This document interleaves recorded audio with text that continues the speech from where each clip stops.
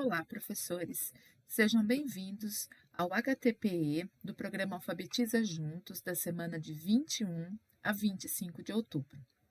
Hoje, damos início ao módulo 6.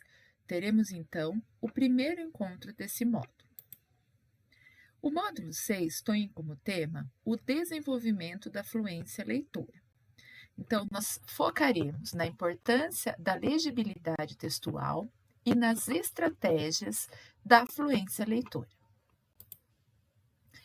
Para isso, vamos recuperar algumas questões já discutidas anteriormente, tanto aqui no Alfabetiza Juntos, quanto de maneira geral nas escolas durante esses últimos anos, onde a fluência leitora tem aí estado em foco dentro do processo de alfabetização. Então, por que a fluência é tão importante? Porque ela vem sendo tão falada e explorada ultimamente? Porque a fluência possibilita a compreensão leitora. Nós temos falado ultimamente que ler não é só decodificar. Ler envolve a decodificação, mas também a compreensão. E para que haja a compreensão e, consequentemente, a leitura, a fluência ela é importante. Porque uma leitura muito lenta, com muitos erros, ela dificulta ou até mesmo ela impossibilita que o leitor tenha uma compreensão daquilo que está lendo ou daquilo que está tentando ler. A mesma situação acontece quando se lê algo sem a devida modulação de voz, usando uma prosódia inadequada para o texto. Nós vamos falar de 3 itens importantes para que a criança tenha fluência leitora, dentre os quais a prosódia. Então, mais adiante, vamos retomar um pouquinho essa questão da importância da prosódia para a fluência leitora. Então, a fluência leitora é constituída por 3 pontos fundamentais. O primeiro deles é a precisão, que nada mais é do que a capacidade de identificar corretamente, ou vamos chamar aqui de decodificar corretamente, aquilo que está escrito. Então, é preciso que, primeiramente, para que a criança tenha uma fluência, ela tenha uma precisão na sua leitura. A segunda é a velocidade, que diz respeito à rapidez com que essa leitura é efetuada, já que se a criança faz uma leitura muito lenta, essa compreensão ficará prejudicada. Mas é preciso que nós, professores, nos atentemos a essa questão, de que a rapidez não é no sentido da leitura apressada. Muitas vezes, quando a gente trabalha com a criança que ela precisa ler com uma certa velocidade, ela muitas vezes confunde com a pressa. E aí, a pressa, assim como uma lentidão excessiva, ela também atrapalha na compreensão leitora. Então, é no sentido de uma capacidade do leitor ler, se concentrando no sentido do texto e não na decodificação. Quando a criança está aprendendo a decodificar, toda a sua energia e concentração é focada na decodificação. E isso faz com que, ao final de uma frase, ao final de um pequeno texto, ela não tenha a devida compreensão. Então, por isso, a velocidade se faz extremamente importante para a fluência leitora. Porém, levando sempre em consideração que velocidade é diferente de pressa, é só uma cadência necessária para que haja devida compreensão do texto lido. Então, o que se pode ser considerado, né, um leitor fluente na escola? Então, segundo o site da Secretaria de Educação do Estado de São Paulo, que é quem organiza a avaliação externa de fluência leitora, são considerados leitores fluentes as crianças que conseguem ler entre 45 e 60 palavras corretamente no decorrer de 1 minuto, e entre 28 e 40 pseudo-palavras inventadas ou sem significado, e atingem 97% de precisão na leitura de palavras existentes em um texto.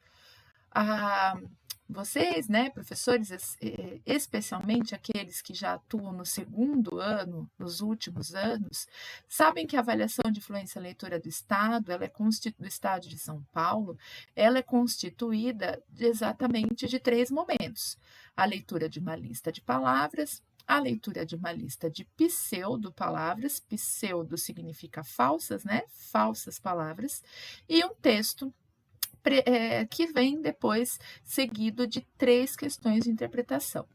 Na tela anterior, né, nós falávamos aqui da, da precisão, da velocidade e faltou falar da prosódia, né? Que a prosódia é exatamente aquilo que o aluno utiliza especialmente para ler o texto, para compreender o texto, porque a prosódia é a capacidade do leitor de compreender e transmitir na leitura aspectos do texto, como as escolhas dos sinais de pontuação, recursos gráficos. Então, se uma criança também lê, né, muito rapidamente, mas sem respeitar ali os sinais de pontuação e aquilo que eles significam, e todos os recursos gráficos dentro daquilo que eles significam, dentro do texto, ele também não tem a devida compreensão. Então, para além da decodificação, da velocidade, a prosódia, especialmente quando estou falando de um texto, né? A prosódia é bastante importante e determinante também na questão da avaliação, da avaliação, mas também da fluência leitora como um todo na vida da criança. Bom, continuando aqui nossas questões da avaliação de fluência leitora, nós vamos falar um pouquinho do que são e do porquê que esta avaliação traz as pseudo-palavras, que são palavras, né, que não existem, então, na língua portuguesa, mas são sequências de caracteres que compõem um todo pronunciável, mas carente de significado. Então, só para exemplificar, vocês devem se lembrar, nas últimas avaliações, existia uma palavra, por exemplo, que era mefifo. Então, mefifo, né? O que é mefifo? É uma sequência de caracteres, compõe um todo pronunciável, mas é carente de significado. Na nossa língua não existe um significado para a palavra mefifo, bagizo, né? Fez, com Z no final, mesmo, né? Algumas coisas assim, nesse sentido de que não traziam um significado. São palavras inexistentes, mas que seguem as regras da nossa língua, isto é, apresentam combinações de sons que são consideráveis possíveis e aceitos em nossa língua. Com isso, a leitura de palavras sem correspondência de significado centra-se exclusivamente no processo fonológico. Para esse trabalho, as listas devem apresentar um quantitativo menor do que o de palavras convencionais, pois a ausência de significado implica em um maior gasto de tempo para sua decodificação. Então, lá na avaliação de fluência leitora, a lista de pseudo-palavras ela é menor, né, do que a lista de palavras. A lista de palavras é composta por 60 palavras, a de pseudo-palavras ela é composta por 45 palavras, exatamente porque a criança, como ela não tem o significado, mesmo as crianças alfabetizadas, elas levam mais tempo para decodificar essas palavras. E qual é o objetivo dessas palavras tão estranhas na aplicação do teste? É para testar e avaliar, né, testar e verificar a habilidade das crianças face a diferentes tipos de dificuldades relacionados com estrutura e comprimento silábicos e complexidade dos grafemas. Então, uma das linguistas, autora né, que monta, né, que participa da elaboração da avaliação de fluência leitora, ela chama a lista de pseudo-palavras de a prova dos 9, porque o que isso quer dizer, né? É a prova determinante de que a criança realmente já consolidou o seu processo de decodificação ou não. Porque, como carece do significado, mas tem ali toda a regra da língua portuguesa, a criança que de fato está alfabetizada, que de fato já consegue decodificar, ainda assim, ela consegue fazer a leitura destas pseudo-palavras exatamente porque ela não decorou algumas palavras, ela não decorou uma sequência silábica, mas ela o faz exatamente porque ela consolidou esse seu processo de decodificação dentro da alfabetização.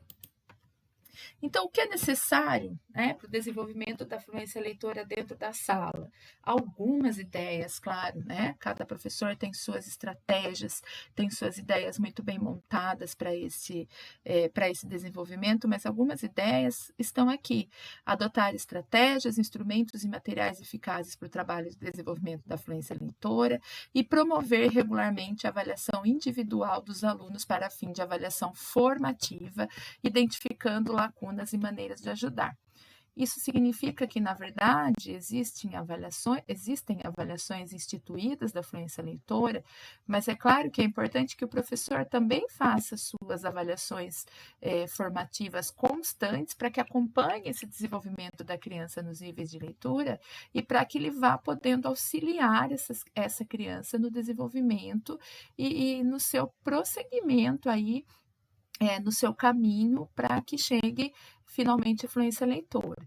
Lembrando que o programa Alfabetiza Juntos tem enfatizado com veemência, desde o seu início, que nós, professores alfabetizadores, trabalhemos a leitura em sala de aula tanto quanto trabalhamos a escrita. É histórico e é muito comum que nós, professores alfabetizadores, foquemos mais e trabalhemos mais as atividades de escrita na sala de aula, muitas vezes ancorados por um erro quase que histórico de entendimento de que a criança, ao escrever, automaticamente ela lê. Mas relembrando a Isabel Solé, uma autora que já falamos muito aqui no Alfabetiza Juntos, esse processo não é automático, esse processo precisa ser tão trabalhado e tão desenvolvido de maneira sistemática, tanto quanto ele é feito na escrita. Então, é preciso que o professor abra aí no seu planejamento tempo e espaço na sala de aula para que as questões de leitura, as estratégias de leitura também sejam trabalhadas. Então, como desenvolver a fluência leitora durante o processo de alfabetização? O que o aluno pode fazer, né? Sempre ofertado aí por seu professor. Ler lista de palavras conhecidas, com precisão e velocidades crescentes. Então, convidar a criança a, numa mesma semana, aumentar a velocidade de leitura de uma mesma lista. Lembrando que aumentar a velocidade não significa ter pressa, mas realmente ler com maior velocidade, ler listas de pseudopalavras decodificáveis com precisão e velocidades crescentes, ler textos decodificáveis com entonação, precisão e velocidades crescentes. A entonação aqui refere-se bastante à questão da prosódia, já falada por nós no dia de hoje. E quando se deve começar a desenvolver a fluência de leitura? Durante o processo escolar, notadamente durante os anos iniciais. Então, mais uma vez, puxando a brasa para a nossa sardinha dos professores alfabetizadores, nós somos muito importantes, né? Porque é durante os anos iniciais que, notadamente, nós temos essa atribuição importante de trabalhar a fluência leitora e, consequentemente, a formação de leitores, né? Essa fase é ideal, pois o professor deve cuidar de promover o desenvolvimento da fluência, para o aluno ter mais facilidade e, assim, deixar-se seduzir pelo gosto de ler. Quanto mais fluência o aluno tiver, mais é possível que ele se transforme, né, se forme num leitor. Se a leitura for para ele muito penosa, muito dificultosa, mais difícil será o desenvolvimento da formação desse leitor. Então, por isso que nós viemos aí insistindo que o professor abra esse espaço no seu planejamento, trabalhe com as suas crianças a leitura, porque é lendo que se aprende a ler, é lendo que se desenvolve a fluência leitora, porque um aluno fluente é um aluno que pode ser seduzido pelo gosto de ler com maior facilidade. E aqui reside uma das nossas maiores atribuições, nós, professores alfabetizadores. Então, o que o professor pode fazer? Modelar a leitura, isto é, explicar como vai ler, indicando o que os alunos devem observar durante a leitura. Então, o professor é o grande modelo aí, né? A grande referência do aluno. Então, a prosódia, por exemplo, que é essa questão da entonação, essa questão de uma velocidade adequada também, elas são muito determinadas, né, para o aluno, são muito determinadas pela maneira como o professor lê para ela. Então, nós, professores, temos que ter uma leitura muito cuidadosa, uma leitura com prosódia, uma leitura com empolgação e entonação, porque, especialmente se somos professores do primeiro ou do segundo ano, nós estamos aí criando uma base de leitores. Nós somos o modelo, nós somos a referência, então nós temos esse papel bastante importante. Estimular os alunos a acompanharem a sua leitura.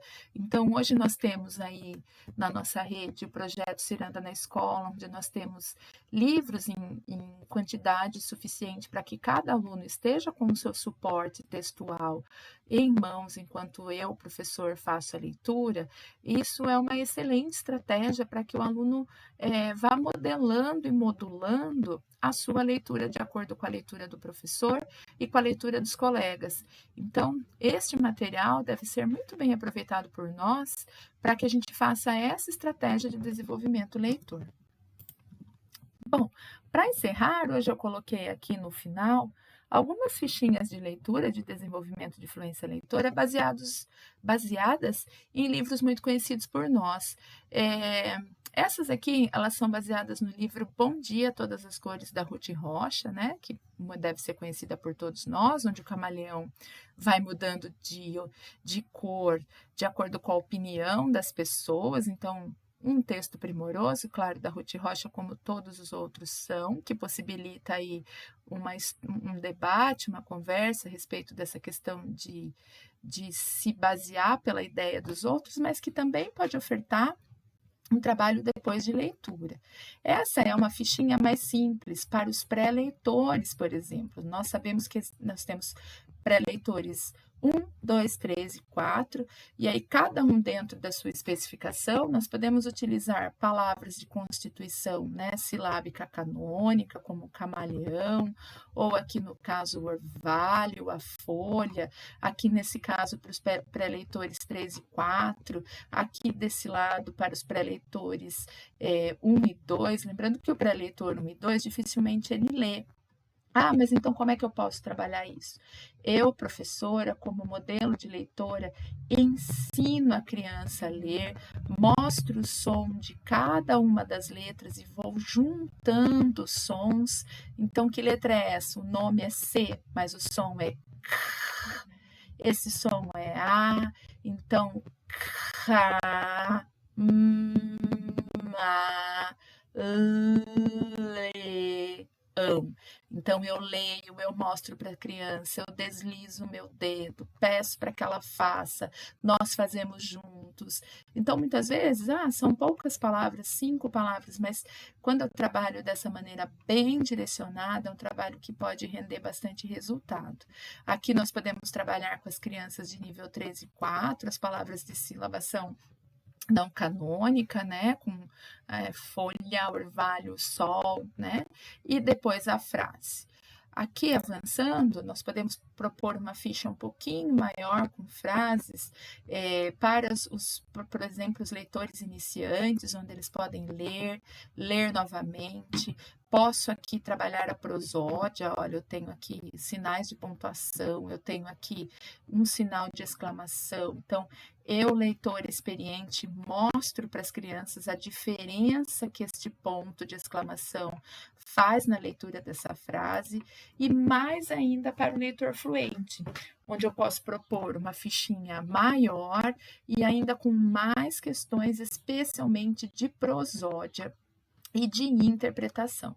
Lembrando que para o leitor fluente é importante que eu já proponha questões de interpretação. Então, dentro, né, desse pequeno excerto, desse pequeno trecho do texto, posso propor, depois que a criança lê, alguma pergunta para que eu entenda se houve a compreensão do aluno deste pequeno texto que ele leu. Muito obrigada. Não deixem de registrar, então, a sua presença pelo link ofertado pela coordenação. Até o próximo estudo.